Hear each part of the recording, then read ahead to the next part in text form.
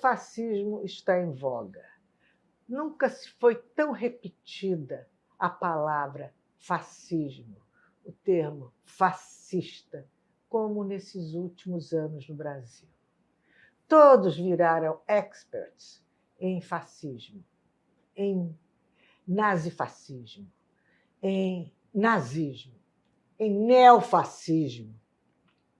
Então, eu trouxe aqui hoje um especialista de verdade em fascismo, que acaba de lançar um livro, Crítica do Fascismo, o professor Alisson Leandro Mascaro, que é professor de Direito no Largo de São Francisco da USP, livre-docente em Filosofia e Teoria Geral do Direito pela USP. Bem, o Alisson é um habitué do nosso Brasil 247. Se você pertence à comunidade do Brasil 247, você já está assim com o Alisson, porque ele é um dos comentaristas que vem periodicamente à nossa televisão 247 fazer análises e comentários sobre o momento brasileiro e essas teorias e essas ideologias que têm nos motivado e nos desmotivado. Tudo bem, Alisson? Hildegard, querida, tudo bem? Que alegria estar com você, com todo o seu público, nesta sequência de entrevistas tão especiais que você tem conduzido. Uma alegria estar com você. Nosso público, né? Porque esse público é o seu também. Que coisa aqui boa. no 247.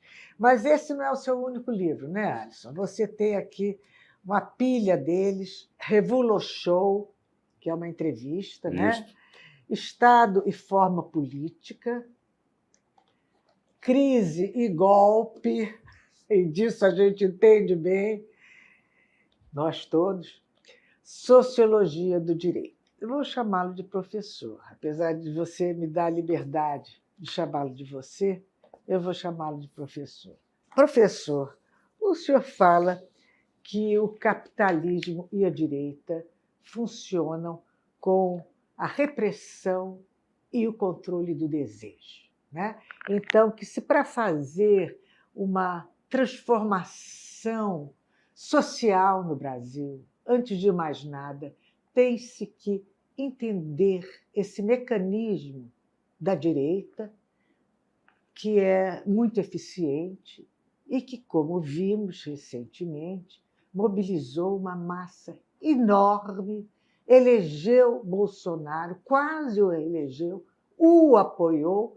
Analisando esse contexto que nós estamos vivendo e com o seu conhecimento, de que forma podemos contornar a direita nessa sua ação tão eficiente de cooptar multidões, massas, populações, através da manipulação de seus desejos, de suas obsessões, de seus medos.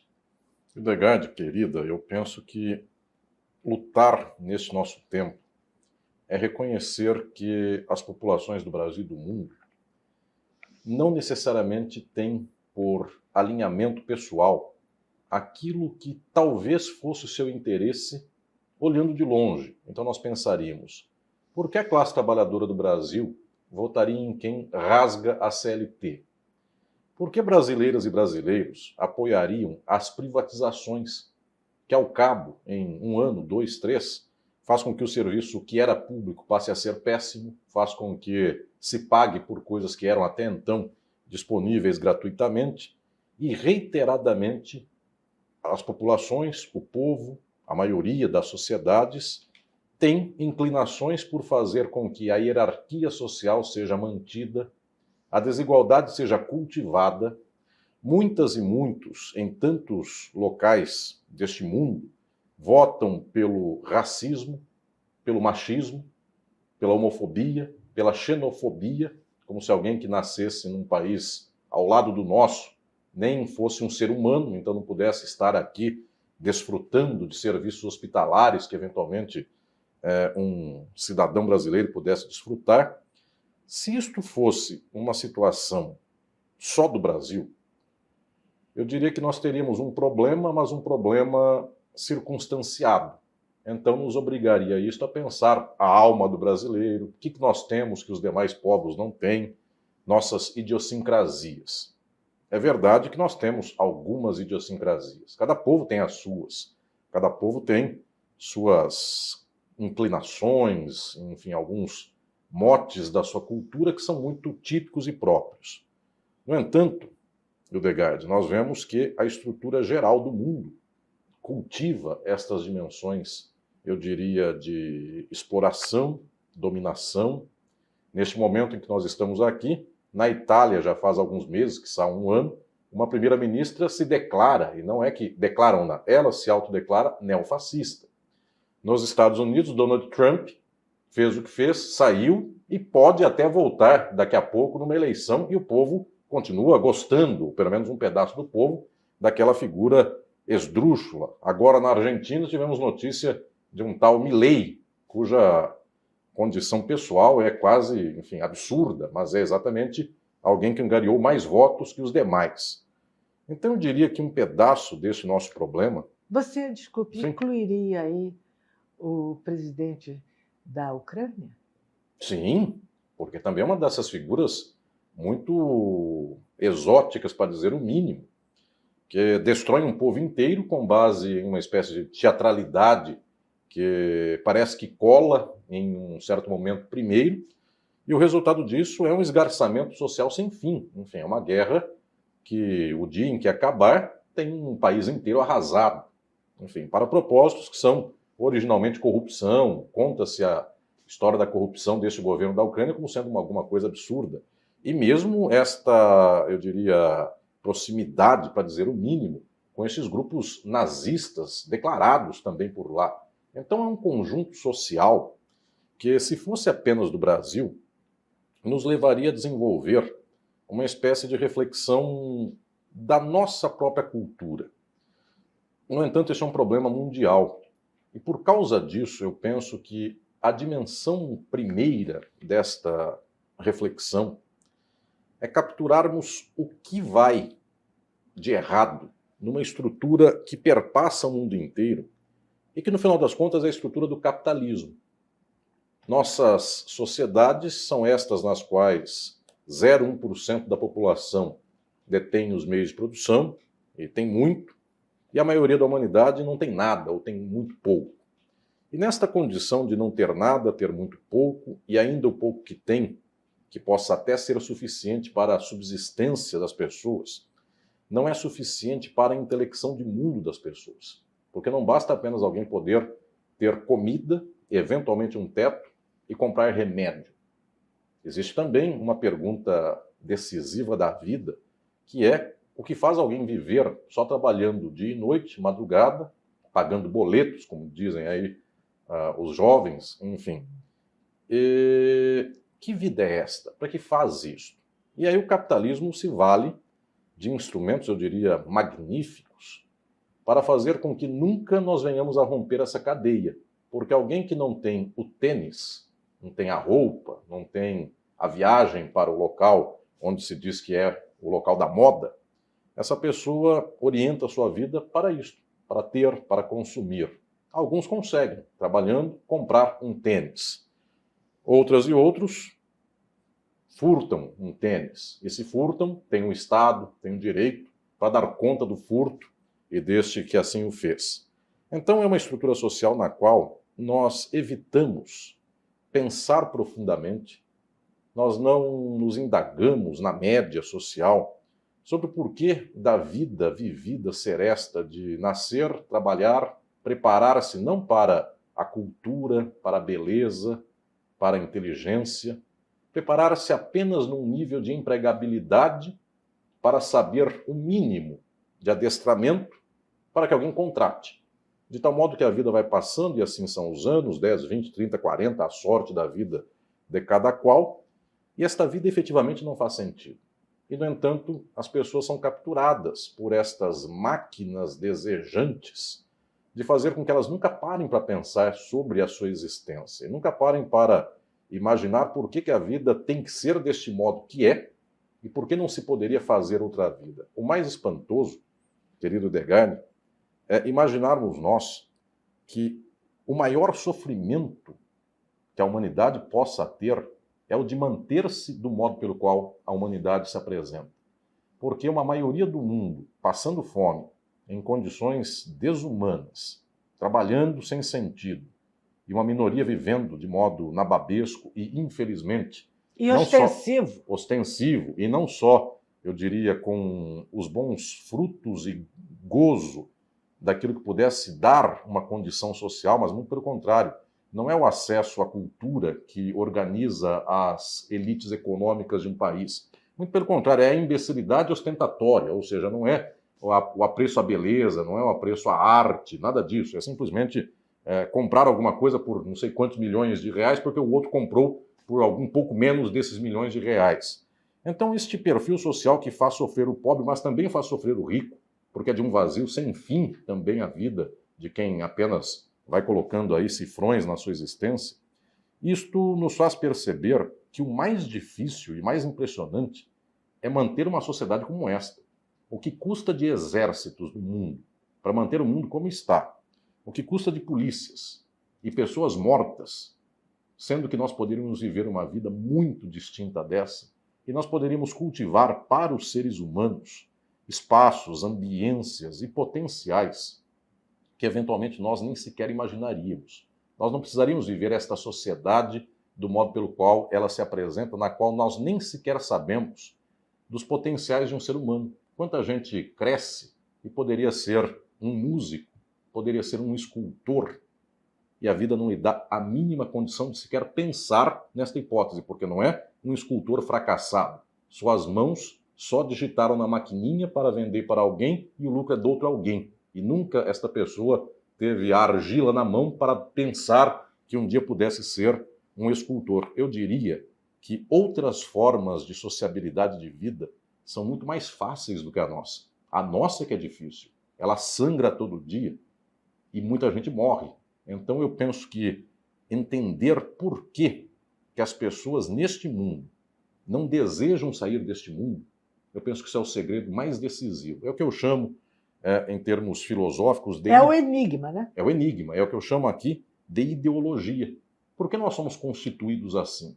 Porque este conjunto de valores, crenças, de horizontes de vida que se identificam apenas com ter, consumir, status econômico, por que isso organiza a vida das pessoas? Porque esta sociedade, toda ela, é estruturada nisto, ter. Porque as diferentes sociedades, ao longo dos diferentes tempos, sempre tiveram a sua classe de escravos, ou de subempregados, ou de dominados. É um ciclo perverso que se repete indefinida e infinitamente, né? Há uma década atrás, ou talvez mais, ouvia-se muito falar que o capitalismo já tinha cumprido o seu ciclo, que tinha se esgotado, que teria que haver um novo caminho, uma nova perspectiva. É claro que não falavam no comunismo, não falavam no socialismo, mas que tinha que se encontrar uma outra fórmula, porque começamos a ver os Estados Unidos já decaindo na qualidade de vida da sua população. O American Way of Life ficou ultrapassado, né? Não existe mais. E pensava-se que o capitalismo, então, estava na sua decrepitude. Mas o que vemos hoje é um capitalismo piorado, fortalecido em sua voracidade, um capitalismo cruel, com mão de ferro, que quer dominar não só os meios de lucro e de riqueza, ele quer dominar os meios de sobrevivência da própria terra e da humanidade. Qual é a perspectiva que o senhor vê no mundo, e mesmo também, principalmente no Brasil, de o capitalismo ser pelo menos amenizado ou ter um nível de convivência saudável com ele? Edegard, eu penso que refletir sobre o andamento do nosso tempo e da nossa sociedade se faz com uma ambiguidade que perpassa estruturalmente todas e todos nós, que é esta ambiguidade de ter que constatar a dor, a estrutura social e, ao mesmo tempo, não se conformar com a constatação. Quando, nos meus livros, nas minhas reflexões, eu trato desta análise do tempo histórico, isto se faz quase como que alguém que analisa um paciente ou a si próprio, pensando aqui em termos de saúde e doença, e o médico então diz, esta é a doença, e a doença é grave. E aquele que recebe esta notícia sofre por ter esta informação. Ao mesmo tempo, dentro de si, ele busca algum recôndito de esperança. É grave, mas vai se curar. É grave, mas amanhã acontecerá alguma coisa. É grave, muita gente morreu, mas muita gente não morreu também. De tal sorte que esta constatação, eu diria, científica de uma doença, nunca é só ela. Porque se for só isto, quase que a nossa vida já se extinguiu nesse momento da informação.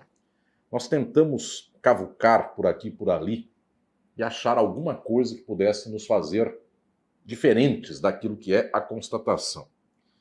E esta sua pergunta tão altamente filosófica, tão bonita, sobre para onde vai o nosso tempo, nosso país e nosso mundo, eu penso que eu tenho um dever aqui, científico, filosófico, de dizer que nós estamos vivendo com uma espécie de pequena esperança, mas que quase sempre se destrói na esquina, quase sempre se esvai, como diria o velho Cartola.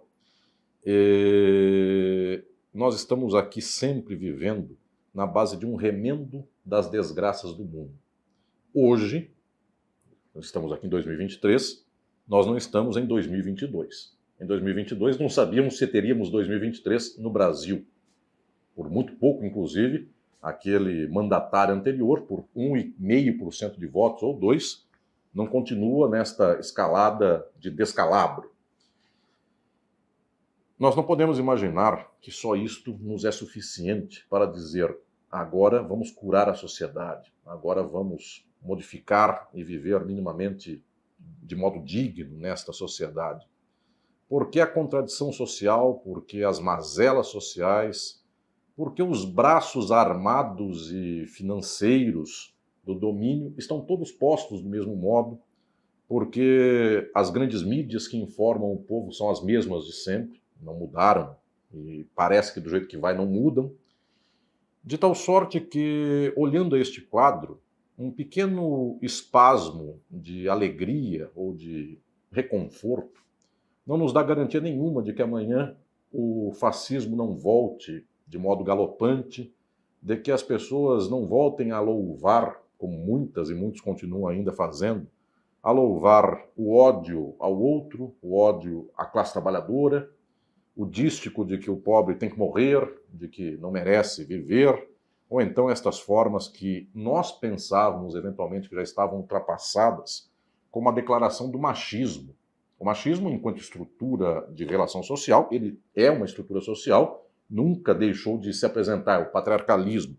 Mas não necessariamente nós tínhamos, eu diria, uma fala pública de se jactar do machismo. Enfim, havia até um certo recato neste sentido. Os preconceitos. E de vez em quando a panela é destampada e nós vimos nesses anos de agora o orgulho de alguém dizer que efetivamente se sente numa condição superior pela sua masculinidade. Este ex-mandatário do país declarou em alguma ocasião que é imbrochável e coisas mais, enfim. E isso é um dado da psicanálise, mais do que propriamente dos fatos. Então eu diria que estas mazelas que foram destampadas do caldeirão, nós estamos aqui mais ou menos tentando tampar de volta e colocar para dentro desta panela, colocando uma leve pedrinha, um pedregulho em cima dessa tampa, imaginando que não se destampa mais essa panela. Quando você falou isso, eu tive vontade de apertar o nariz.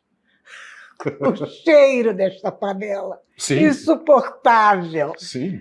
E nós, professor, nós tivemos essa esse conforto, essa esperança que foi drasticamente interrompida em 2016 por um conluio das instituições que detinham e detêm o poder no Brasil. Todas elas juntas se uniram, a mídia, o judiciário, os militares, as federações das indústrias, toda a burguesia, algumas religiões se uniram para cortar aquele momento de esperança. O senhor acredita que essa volta do Lula, mesmo numa uma vitória, como o senhor mesmo falou agora, exprimida, apertada, e tudo que ele anunciou que pretende fazer, o senhor tem esperança de que isso se realizará, isso se concretizará e que tantas dificuldades postas pelo governo anterior serão revertidas? Daí que esta constatação barra esperança, eu penso que seja a conjunção mais difícil e o estado da arte do pensamento e da ação do nosso tempo. Se nós insistirmos em assoprar o incêndio para ver se ele fica um pouco menor, alguma coisa acontece disso. Ele diminui um pouquinho. Nós não podemos imaginar que todos os tempos e todos os governos das sociedades, eles entregam sempre igualmente a mesma coisa. Há diferença. A grande questão é que nós não podemos simplesmente ter o tempo histórico do imediato. Nós temos um dever, eu diria, filosófico, de imaginar, inclusive, gerações que não são sequer as nossas. Pensar, não em 1 ano, 2, 5, pensar décadas, eventualmente séculos. E nesta estrutura, eu diria que as bases sociais que constituem e organizam o nosso modelo de reprodução social, se nós não atacarmos estas bases, se nós não transformarmos estas bases, nós damos estes voos de galinha. E então nós fazemos algum tempo de bonança e logo em seguida vem uma tragédia. Quem viveu a ditadura, quem sofreu a ditadura militar, viu a democratização, não imaginaria que depois de 20 ou 30 anos, jovens que não viveram aquele tempo levantariam bandeirinhas em favor da ditadura, da tortura. Jovens que há poucos anos pintaram o rosto de colorido, porque eram os caras pintados, revoltados com um governo que estava ultrapassando todos os limites, que era o governo do Fernando Collor. O que houve com esses jovens? Eu fui um jovem na escola, cara pintada, que desci as ruas da minha cidade, saindo da escola e lutando por isso. O que aconteceu com estas gerações? Eu sempre escrevi nos meus livros que não adianta nós tentarmos olhar o quadro geral, dizendo que ele é uma maçaroca toda, enfim, posta, e sem entender o que organiza ponto a ponto este quadro. Para falar em termos de arte, então, nós precisamos ver a configuração da pintura deste quadro. Seu ponto de fuga, sua perspectiva, sua técnica, a fatura da pintura chamada sociedade capitalista. E eu diria, Odegard, que efetivamente a tônica, a pauta, a estrutura desta sociedade advém da própria classe economicamente dominante. As burguesias do mundo, e nada do Brasil é muito pior ou melhor do que qualquer outra, as burguesias do mundo se estruturam materialmente para a exploração. E nada que altere a exploração destas classes passa. No entanto, a burguesia, só ela, este 0,1% da humanidade, não tem o dom de mandar na humanidade porque são 0,1%. E como é que ela manda em 100%? Em primeiro lugar, porque ela tem braços armados. Militares, exércitos, polícias, o Estado, o direito. E aí, eu que venho desta minha tradição de jurista, professor da Faculdade de Direito mais antiga do Brasil, que é a Faculdade de Direito do Largo de São Francisco, em São Paulo. Eu lembro sempre que por lá estudou Castro Alves, mas também lembro que lá dava aula quem escreveu o AI-5. Então tem de um lado para o outro, de tudo aí, à disposição das variadas visões e dos variados gostos. Pois bem, o direito não nos salvou, nem em 1964, porque o AI-5 foi declarado constitucional e ele rasgava a Constituição, nem o direito nos salvou em 2016, porque alguém inventou um crime da pedalada fiscal. E eu posso procurar o Código Penal de ponta a ponta, uma legislação penal brasileira de cabo a rabo, não há nada que lembre esta coisa chamada pedalada fiscal. A qual desapareceu completamente, não se fala mais de pedalada, né? A bicicleta foi guardada. Era uma distração para o golpe. Sim. E de tal modo que estas instituições e o direito não é que nos salvaram do golpe, deram o golpe. Então, se nós observarmos este núcleo de classe da sociedade e os seus braços armados, o Estado, o direito, os juristas, os militares, tirando exceções, porque eu conheço mesmo, neste ambiente jurídico, tantas e tantas exceções que são valiosas, inclusive porque o ambiente é nocivo e quem destoa disso, quase alguém de muita coragem. Mas aí se percebe que esta estrutura social, ela tem de fato as suas amarras muito bem postas. E nós não conseguimos, se olhamos assim para esse quadro pintado deste modo, eu não sei nem por onde eu puxo. No entanto, tem um elemento que eu penso que é este, porque agora eu fiz as constatações do médico que vê a doença, e agora eu falo da esperança. Tem um dado que escapa do domínio total de todo este complexo do dinheiro, das armas, da caneta do direito que prende quem quer, solta quem quer, há algo que escapa, ou então desta imprensa e desta mídia que põe por virtuoso bandido e por bandido virtuoso. É uma mídia, como dizia Paulo Henrique Amorim, que se comporta como um partido político que ele denominou Partido da Imprensa Golpista. Infelizmente, isso se mantém, né? Mas nós temos a tal da esperança que, com um pulso, um governo de pulso e fiel aos seus princípios e projetos, isso poderá ser pelo menos amenizado, né? Eu diria que esta esperança, no final das contas, reside muito mais profundamente no povo, nas massas. Era esse o seu raciocínio? Era isto. Porque quem vive esta vida e está por cima, seja o capital, seja a burguesia, ou seja o militar que dá o tiro, ou seja o jurista que manda para a prisão, ele não está olhando do outro lado. Quem leva o tiro, quem vai preso ou quem passa fome. Então, para estes extratos, eu diria, do poder e do dinheiro, para que mudar o mundo? É muito gostoso o mundo como está.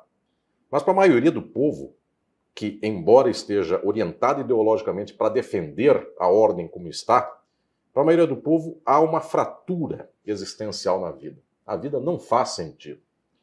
E então, esta gente, é nela que se deposita a nossa esperança. Mas como é que esta gente pode se mobilizar em termos de esperança? É aquilo que eu tenho falado tanto e escrito tanto nos livros, que é o horizonte da disputa ideológica, da batalha das ideias.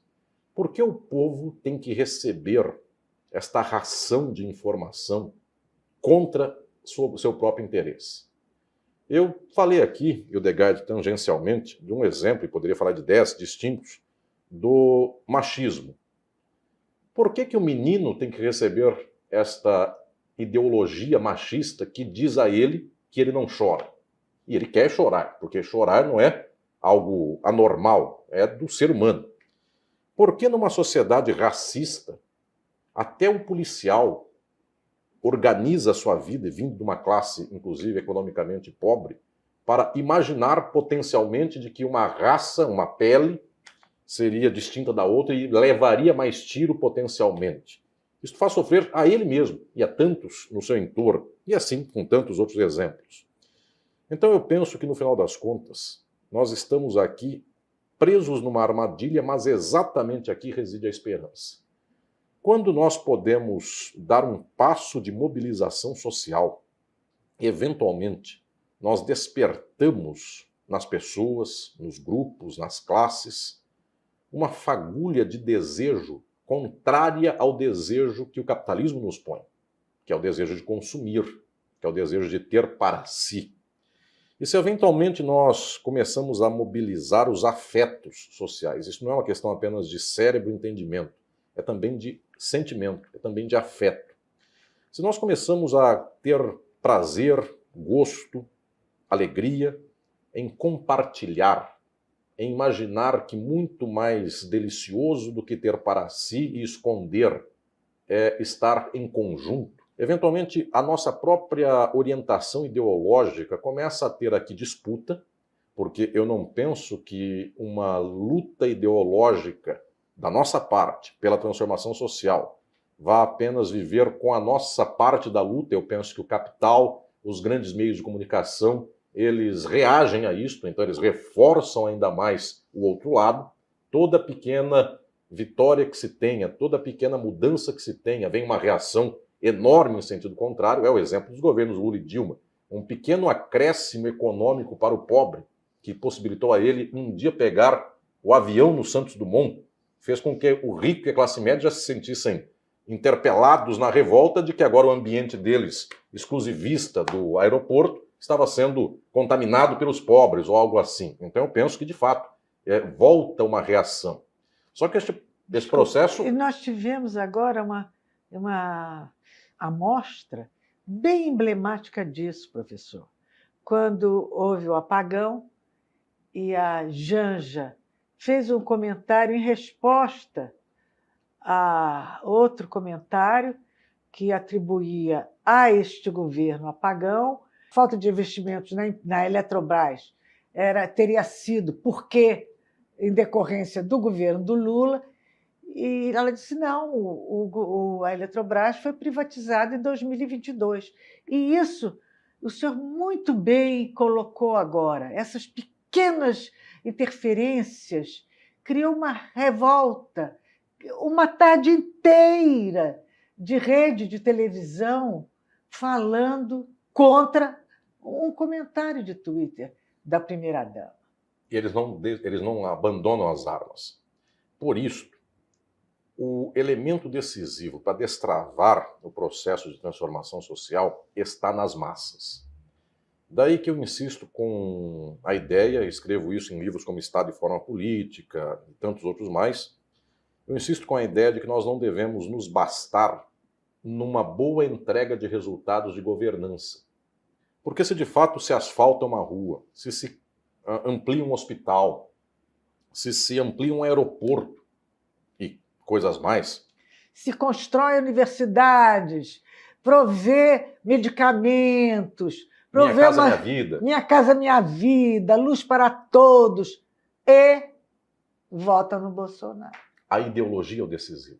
Portanto, não é a entrega de boas políticas públicas que desempata o processo social, porque isso a esquerda entrega, é óbvio. Se alguém se predispõe a induzir a construção de habitações populares e um governo de direita se predispõe a cruzar o braço e dizer não tem casa, morra, é óbvio que uma política de indução ela gera bons efeitos em face daquela que é de destruição total das coisas. No entanto, se toda a estrutura ideológica da sociedade está marcada para não compreender as causas materiais da própria sociedade, aquele que eventualmente ganhou uma política pública que lhe levou a ter uma casa ou um carro, a marcação ideológica constitutiva da vida desse sujeito diz assim a ele: seu carro, que você não tinha e passou a ter, sua casa, que você também não tinha e passou a ter, não é por conta de governo, política pública ou algo desses. É por conta, alguns vão dizer, do seu mérito, porque no livro de autoajuda se diz por lá que quem acorda de manhã e dorme de noite e não descansa, ele tem mérito. Ou então, por conta de Deus. Da sua religião. Da sua religião. E então, as melhores políticas públicas que possam ser entregues por qualquer governo, elas não dão conta de estabelecer aquele que é o vínculo profundo sem o qual não se faz um processo de transformação social. é preciso disputar e explicar o que vem a ser a lógica da sociedade. E aí eu penso que há muitas e muitas décadas nós estamos perdendo fragorosamente no mundo esta batalha das ideias. Porque desde que a Europa e os Estados Unidos, na década de 70, 80, com Margaret Thatcher, Ronald Reagan e o neoliberalismo, se puseram a tentar explicar o mundo na base de individualismo, mérito pessoal, o perdedor e o ganhador, e aquele que tem dinheiro é porque de fato é melhor e o outro é pior. Esta forma de afirmação ideológica, ela foi perpassando o mundo inteiro, e não é porque ela é melhor ou ela é bonita, ela é péssima, é horrível e é uma infâmia. Mas é porque todos os aparelhos ideológicos do capitalismo estão orientados para isso. Então, as escolas de administração e economia, escolas de negócio, livros de autoajuda que se vêem por aí nestas livrarias de aeroporto e outros mais, só dizem coisas como tais. Enfim, que o seu sucesso será exatamente se você ganhar dinheiro. Ou então a própria religião, que eventualmente teve franjas como a teologia da libertação, e imaginar que se deve fazer com que um cristão não seja aquele que olhe para alguém crucificado, mas tire o pobre da cruz. Então tudo isto foi se deixando de lado em favor de dimensões como esta da teologia da prosperidade. Alguém é mais benquisto por Deus quanto mais dinheiro ele tem. Ou der para o pastor. Ou, enfim, para o seu líder religioso. De tal sorte que estes aparelhos ideológicos, eles foram ganhando a sociedade, eles foram dominando de modo ainda maior, porque não é que antes eles não dominassem, só que agora dominam de modo mais eficiente ainda. E então, neste quadro todo, o que aconteceu desde a década de 70 e 80 é que nós perdemos, eu diria, a coragem filosófica, teórica, política, de declarar de modo maiúsculo a luta contra este mundo e a favor do outro mundo. E então, aquilo que se chama de esquerda foi ficando pequeno, foi ficando fraco, este ambiente de esquerda. Então as pessoas não mais disseram contra todo o domínio do mundo. Pediram só para o domínio deixar abrir uma gavetinha e dar alguma pequena coisa para o pobre. E quando se começa a pedir pouquinho, dentro de uma exploração, de uma dominação e de uma opressão que são totais, nós perdemos inclusive a possibilidade de encantar as massas, as pessoas, o povo. Isto me preocupa demais, Hildegard, que é o fato de que nós, ao não pronunciarmos-nos de modo maiúsculo em termos de mundo, nós perdemos, inclusive, a pedra de toque para mobilizar o nosso povo. Porque um pensamento crítico e uma luta crítica para a nossa gente devem ser aquelas que hão de alcançar o povo que está sofrendo sem entendimento do mundo, e somos nós que devemos dizer para as pessoas que isto está tudo errado, que o sistema está errado. Esta é a posição crítica de mundo. É nos engajarmos em processos de luta nas circunstâncias que se apresentem para esta luta.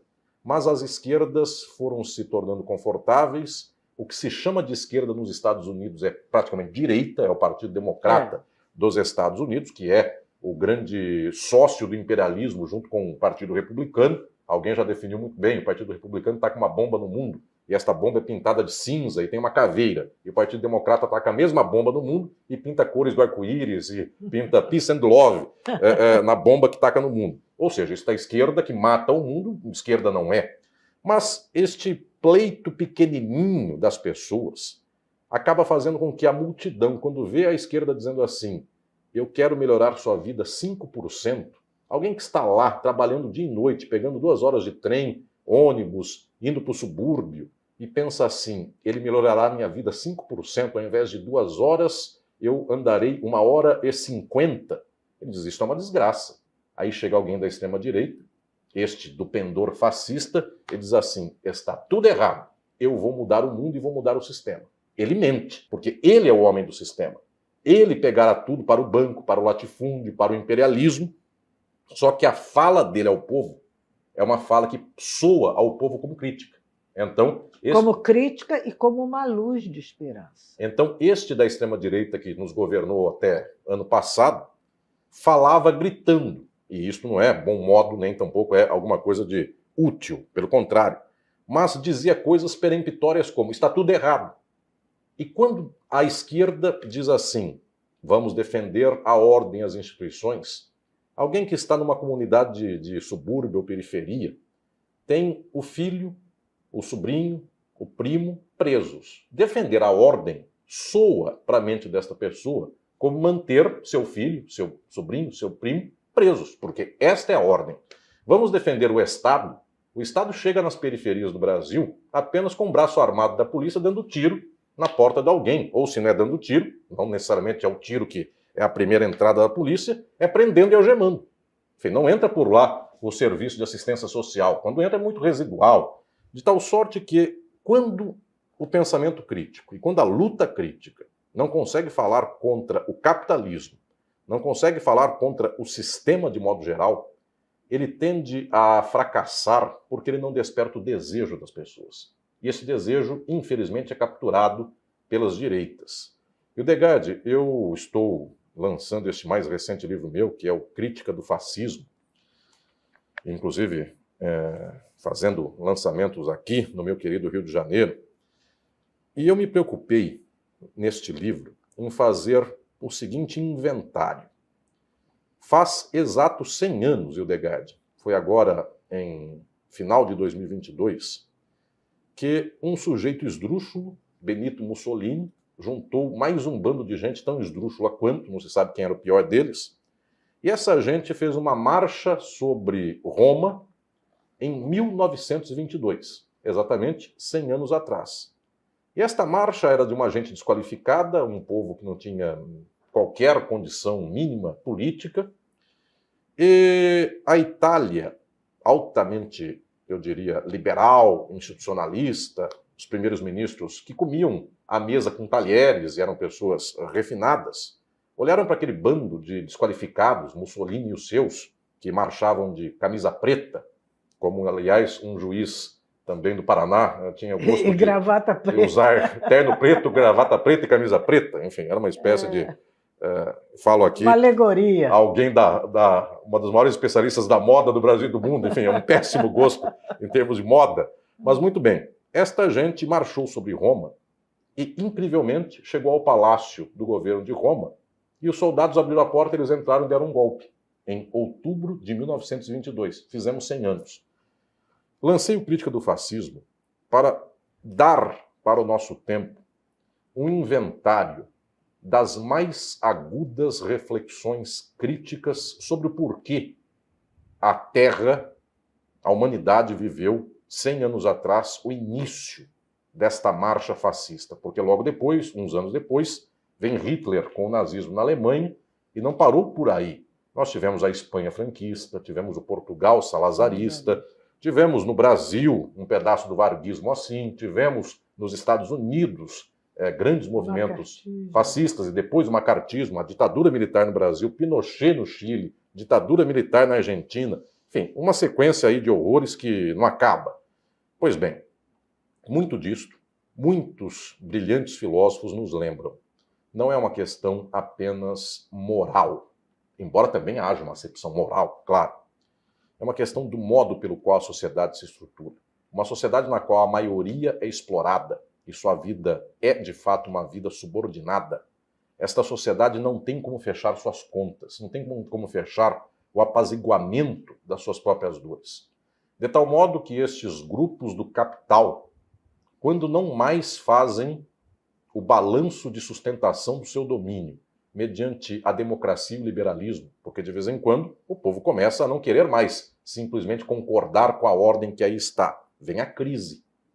E quando a crise chega, não dá mais para sustentar a sociedade dizendo apenas votem. Eventualmente até o povo vota na esquerda. E aí o capital não quer isto. Exatamente por causa disso, o fascismo é sempre uma margem de segurança para a qual o capitalismo chegará em caso de problema ou em casos extremos. De casos de crise extrema.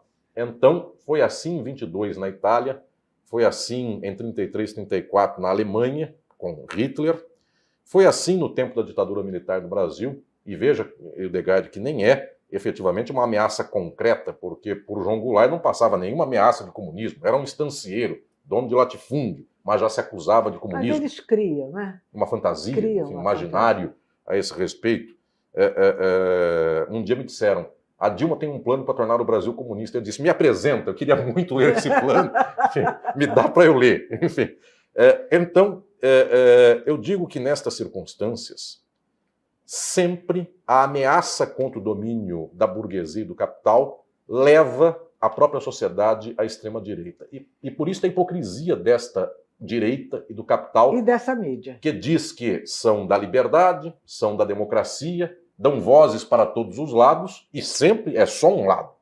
Então, efetivamente, não dá para dizermos nós que as instituições aprendem, porque não aprenderam no tempo do nazismo, não aprenderam no tempo do fascismo, não aprenderam na saída da ditadura. Eu diria, pelo contrário, Edegard, que eventualmente se envergonharam umas décadas e ficaram quietas. Não, eu acho que eles não se envergonharam.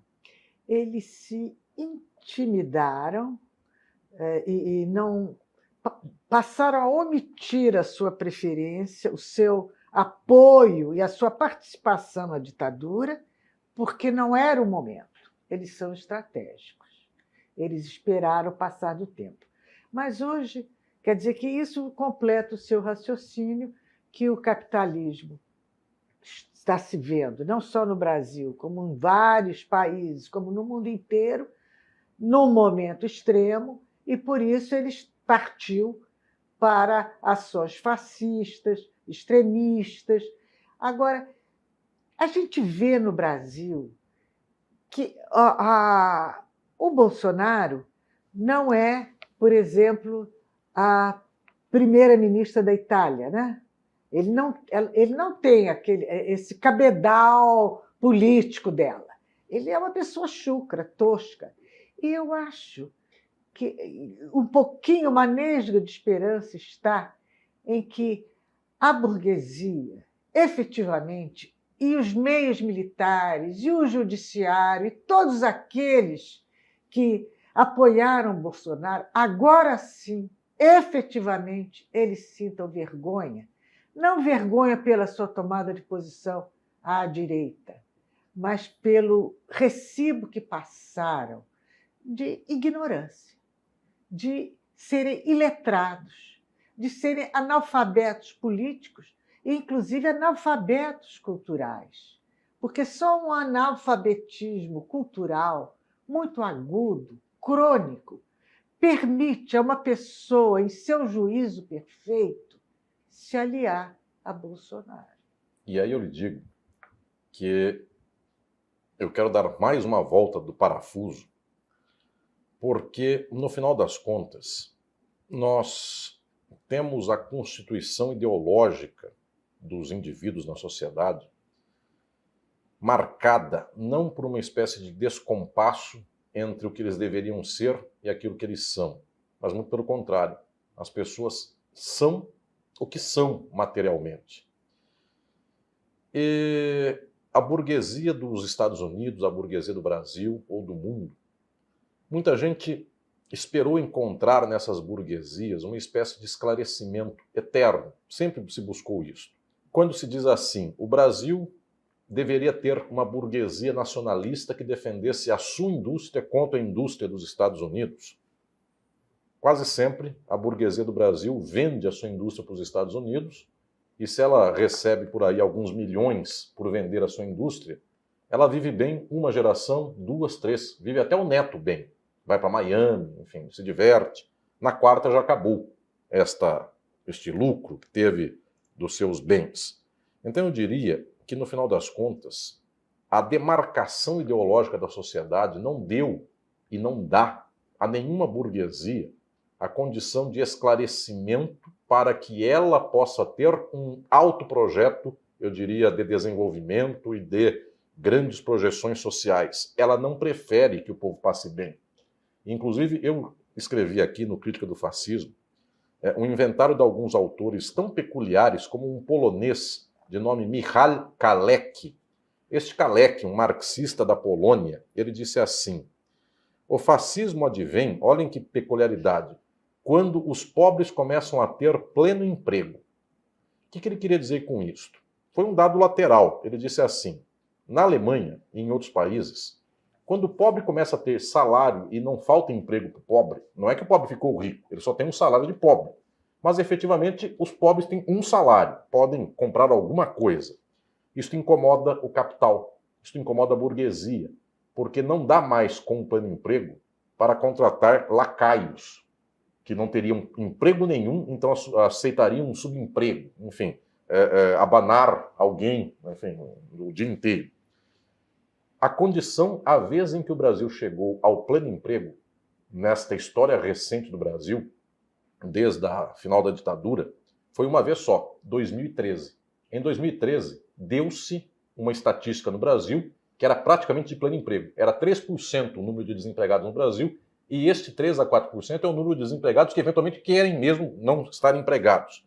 De tal sorte que nesta circunstância, Hildegard, talvez as novas gerações não acreditem, mas 10 anos atrás, em 2013, vinham irmãos nossos e irmãs trabalhadoras e trabalhadores de países como o Haiti, como a Bolívia, trabalhar aqui no Brasil, porque já os brasileiros estavam empregados em coisas tais e quais e não queriam, eventualmente, aqueles empregos que fossem os piores na exploração social.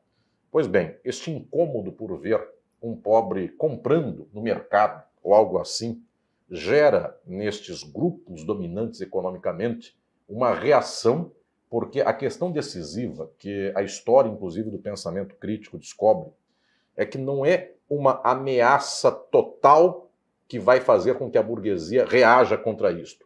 Basta uma diferença relativa, ou seja, se o pobre ficou um pouquinho menos pobre, isto incomoda a subjetividade, eu diria, da elite econômica, da burguesia, e isto já faz a reação. Porque nós não podemos dizer que estes anos de emprego ao tempo de Lula e Dilma, isto foi o paraíso econômico apenas. Isso não foi, muito pelo contrário. Tantas contradições, tanta gente ainda morando mal, tantas circunstâncias sociais horríveis, mas isto já mudou aquele balanço. Então é preciso voltar ao desemprego, é preciso voltar à desgraça. Ou seja, a burguesia tem, eu diria aqui, uma espécie de orientação ideológica que jamais a faz aprender com o sofrimento. Agora, nós não podemos encerrar essa entrevista sem uma réstia de esperança. Eu vou resumir o que você está dizendo e toda a sua reflexão numa frase. Se ficar, o bicho pega. Se correr, o bicho come. Qual é a saída para a gente não ser nem pego, nem servir de alimento ao bicho? Eu digo que, para mim, a burguesia não aprende, como os militares não aprendem. Nem querem, como os meios de comunicação de massa não aprendem, e etc.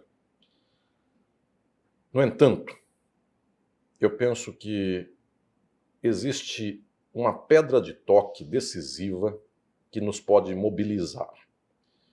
Hildegard, pela toda a minha trajetória de pensamento, que nunca quis que fosse limitada às paredes da academia ou da universidade, eu sempre me orientei intelectualmente para construir intelectualmente o mais alto, o mais elaborado e poder entregá-lo ao nosso povo e à nossa gente do modo mais direto, do modo mais singelo, para que aquilo que fosse uma ideia filosófica altíssima e intrincada pudesse ser também uma voz de entendimento de mundo para as pessoas.